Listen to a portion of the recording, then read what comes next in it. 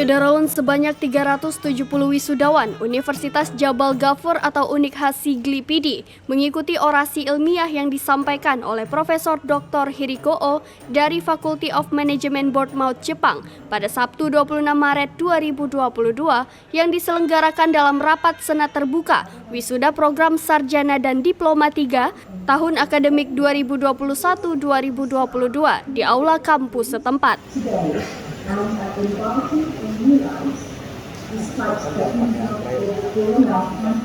Prosesi wisuda turut dihadiri oleh Ketua Yayasan Pembangunan UNIKHA, Diana Devi Nurudin AR, Kepala LL Dikti Wilayah 12 Aceh, Profesor Dr. Faisal SH Mhum, Wakil Bupati Fadlullah TM Daud, Ketua DPR KVD Mahfuddin Ismail, Civitas Akademika, serta ratusan tamu undangan lainnya.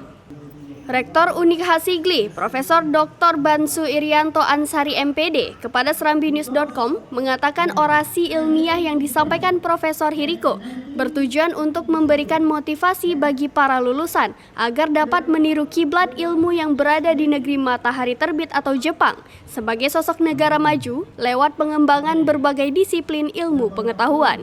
Sebab negara Jepang telah berhasil bangkit pasca Nagasaki dan Hiroshima hancur pada Perang Dunia Kedua.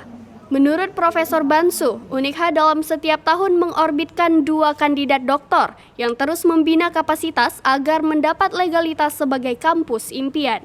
Malahan, saat ini ada 10 kandidat doktor masih menjalani pendidikan di Terengganu, Malaysia.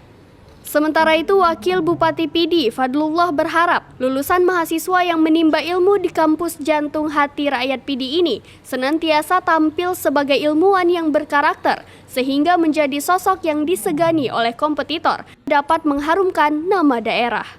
Dari PD Jaya, Idris Ismail, Serambion TV. Dan keterbelakangan